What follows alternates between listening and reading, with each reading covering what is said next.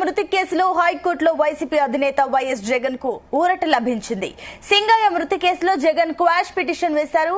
విచారణ జరిపిన high court Jagan YCP నేతలపై నమోదైన కేసుపై స్టే ఇచ్చింది. సింగయ్య మృతి కేసులో తదుపరి చర్యలను నిలిపివేస్తూ హైకోర్టు ఆదేశించింది. తదుపరి విచారణ 2 వారాలకు వాయిదా వేసింది హైకోర్టు.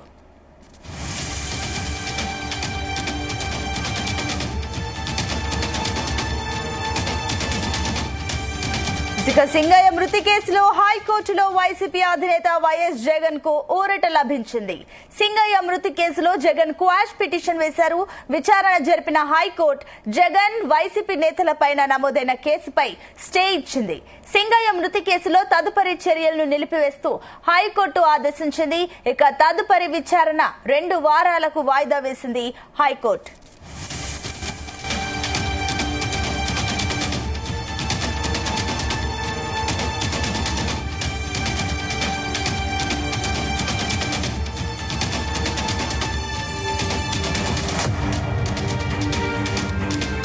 రైట్, ఇదే అంశానికి సంబంధించి మరిన్ని డీటెయిల్స్ మా కరెస్పాండెంట్ రామచందర్ అందిస్తారు. రామచందర్.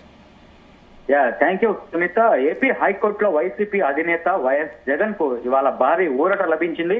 పల్నాడు టూర్ సందర్భంగా రెంటపాళ్లకు వెళ్తుండగా మధ్యలో గుంటూరు వద్ద సింగయ్య అనే కార్యకర్త తన కారు కింద పడి చనిపోయిన వ్యవహారంలో నమోదైన కేసులో నిందితుడుగా ఉన్న వైఎస్ జగన్ కు హైకోర్టులో ఊరట లభించింది. ఈ మేరకు హైకోర్టు ప్రభుత్వానికి కీలక ఆదేశాలు జారీ చేసింది.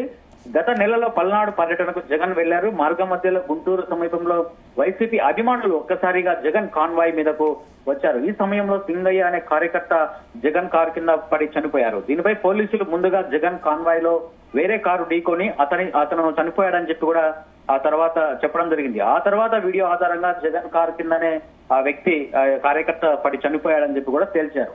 ఈ కేసులో జగన్ తో పాటు కారు డ్రైవర్ రమణారెడ్డి, మాజీ మంత్రులు విడుదల రజని, అంబటి రాంబాబు, వైవి సుబ్బారెడ్డిని సైతం నిందితులుగా చేర్చారు. దీన్ని సవాల్ చేస్తూ జగన్ సహా వీరంతా క్వాష్ పిటిషన్ వేశారు.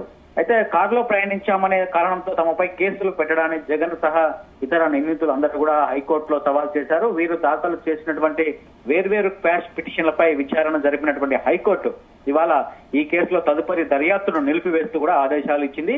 ఈ కేసులో కౌంటర్ దాఖలు చేసేందుకు అడ్వకేట్ జనరల్ కు 2 వారాల సమయం కోరడంతో తదుపరి విచారణను 2 వారాల పాటు కూడా వాయిదా వేసింది. సో ఈ నేపథ్యంలో కాస్త ఉపశమనం చెప్పుకోవాలి జగన్ కు.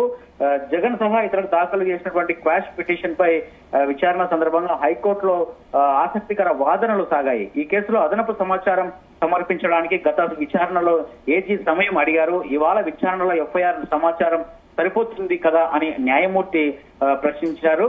అయితే జగన్ వాదనపై కౌంటర్ దాఖలుకు 2 వారాల సమయం కావాలని ఏజీ కోరారు. దీంతో విచారణ వాయిదా వేయడంతో పాటు అప్పటి వరకు తదుపరి చర్యల్ని నిలిపివేస్తూ కూడా హైకోర్టు న్యాయమూర్తి ఆదేశాలు జారీ చేశారు.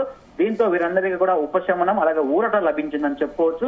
మరి తదుపరి ఏదైతే 2 వారాల తర్వాత అడ్వకేట్ జనరల్ ఏదైతే పిటిషన్ కౌంటర్ వేస్తారో అప్పుడు వాదనలు వచ్చే అవకాశం ఉంది. అయితే ముందస్తు బెయిల్ కూడా వీరు వేసే అవకాశం ఉంది. ఒకవేళ అసలు కేసే లేకుండా క్వాష్ పిటిషన్ వేసిన నేపథ్యంలో బెయిల్ కూడా ఉండకపోవచ్చు.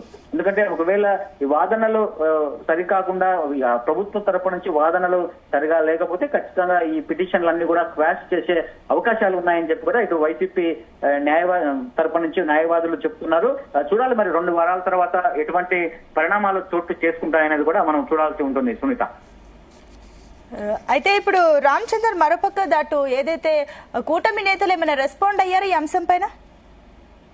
ఇది ఖచ్చితంగా కోర్టు వ్యవహారం కాబట్టి కోర్టులో ఉంది కాబట్టి అది ఇటు ఆ నాయకులు ఎవరు రెస్పాండ్ అయినా కాకపోయినా అది ప్రభుత్వం తరపున ఉన్నటువంటి ఏజీ ఎవరైతే ఉంటారో ఆ ప్రభుత్వం తరపున పోలీసులు కావచ్చు అలాగే ఇటు ఏజీ అడ్వకేట్ జనరల్ వీరందరూ కూడా దాని మీద ఆ పనిలో నిమగ్నమై ఉంటారు. ఇంకా నాయకులు మాట్లాడినా కూడా మాట్లాడకపోయినా కూడా పెద్దగా ఏమి ఇది లేదు. కాకపోతే కోర్టు వ్యవహారం కాబట్టి ఎవరు కూడా నోరు తెరిచి మాట్లాడే పరిస్థితి అయితే ఉండదు సునీత.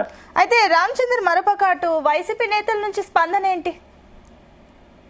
ఖచ్చితంగా వారైతే కాస్త సంతోషం వ్యక్తం చేస్తున్నారు. తమకు కోర్టులో న్యాయం జరుగుతుంది అన్న ఆశ భావం అయితే వ్యక్తం చేస్తున్నారు. కోర్టులో న్యాయం వైపే నిలబడతాయని చెప్పి కూడా వారు చెప్తున్నటువంటి పరిస్థితి ఉంది. అటు ప్రభుత్వానికి సమయం ఇచ్చినా కూడా వారు కౌంటర్ దాఖలు చేయడం, ఎందుకంటే ఈ కేసు అసలు నిలవదు.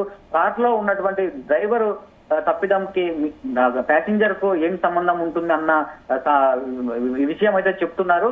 మరి చూడాలి వాదనలు ఎలా వినిపిస్తారు ప్రభుత్వం తరపున జగన్ కు, అలాగే మిగతా నిందితులుగా పేర్కొంటూ చెప్పినటువంటి పోలీసులు వారికి ఎటువంటి సాక్ష్యాధారాలు లభిస్తాయి, అలాగే వాదనలు ఎలా వినిపిస్తారు అనేది కూడా చాలా ఆసక్తికరంగా మారింది అని చెప్పి చెప్తున్నారు వైసీపీ వాళ్ళు.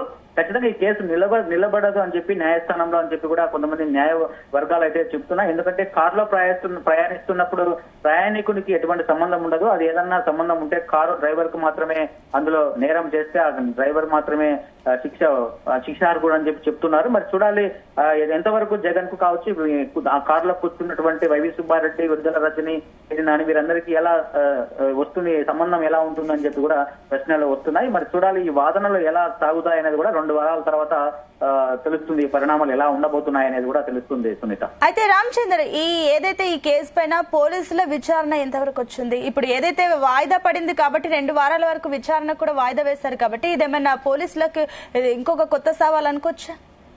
ఖచ్చితంగా పోలీసులకు ఖచ్చితంగా దీనిలో సవాల్ ఉంటుంది. ఎందుకంటే ఏదైతే ఈ కేసు నమోదు చేశారో ఆ కేసులో తగిన సాక్ష్య ఆధారాలు కూడా అన్ని సేకరించిన తర్వాతే కోర్టు ముందుకు వెళ్లాల్సి ఉంటుంది. ఎందుకంటే వాళ్ళు కౌంటర్ దాఖలు చేయాలంటే ఖచ్చితంగా బలమైన సాక్ష్యాలు, అలాగే ఏదైతే కొన్ని కేసులు ఇటువంటి కేసులు ఏవైనా ఇతర రాష్ట్రాల్లో కానీ దేశంలో ఎక్కడైనా కానీ ఇట్లా నమోదు చేశారా అన్న ఎగ్జాంపుల్స్ కూడా చూపించాల్సి ఉంటుంది. మరి పోలీసులకు అటు అడ్వకేట్ జనరల్ కూడా ఇది పెద్ద పని అని చెప్పుకోవాలి. మరి వారందరూ కూడా ఈ పనిలోనే ఉండాల్సి ఉంటుంది. 2 వారాల సమయం మాత్రమే ఉంది. 2 వారాల సమయంలో ఏదైతే కోర్టు వాయిదా వేసినటువంటి ఆ సమయంలో ఆ తేదీకి ఈ సాక్ష్యాధారాలు, అలాగే సరైన కౌంటర్ దాఖలు చేయాలి, అలాగే సరైన సాక్ష్యాధారాలు కూడా అందులో వాళ్ళు చూపించాలి. లేకపోతే అప్పుడు ఈ కేసును క్వాష్ చేసే అవకాశాలు అయితే చాలా ఎక్కువగా ఉన్నాయని చెప్పి న్యాయవాదులు న్యాయమూర్తులు అయితే చెప్తున్నటువంటి పరిస్థితి ఉంది. మరి చూడాలి ఆ విధంగా ఈ పోలీసులు కావచ్చు, ఇటు అడ్వకేట్ జనరల్ కావచ్చు పని చేసి అవన్నీ కూడా సేకరించే పనిలో ఉంటారా, లేకపోతే